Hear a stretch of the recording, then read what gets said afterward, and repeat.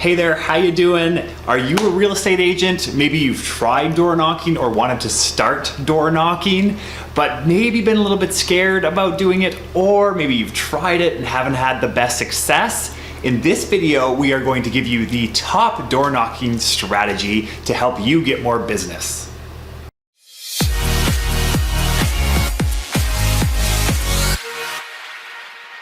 Hey, how you doing? It's Michael Montgomery here with Rev Real Estate School. Today, we are talking about what we think is the best door knocking strategy. Now, there are a ton of different strategies out there.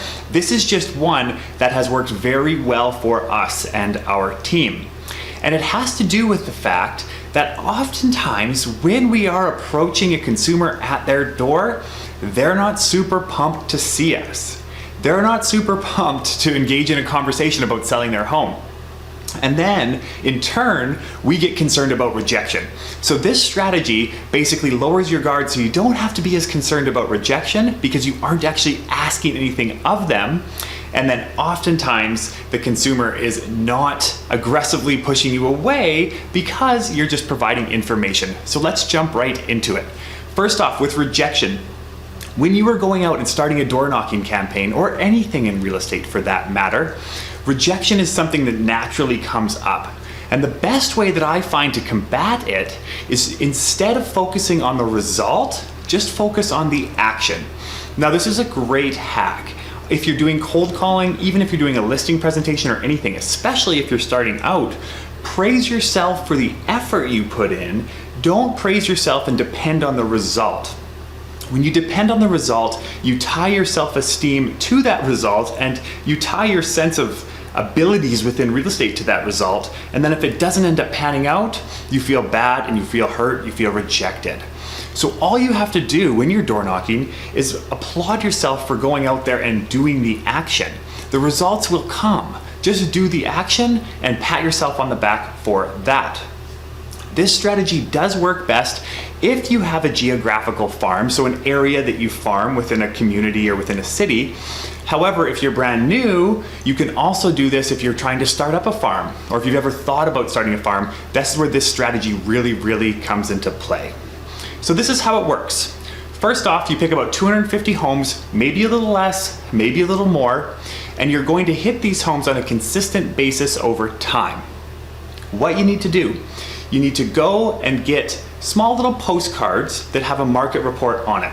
Simple, not a ton of copy on there. Ideally have your face on there, and you'll see why shortly. And what you do is you have these, you pick out your 250 homes, you go up to the door, knock, knock, knock. Person comes to the door, hi there. You say, hi, market report, that's it, and you turn around and go. That's all you have to do. What you're doing is you're forming a relationship with those 250 homeowners.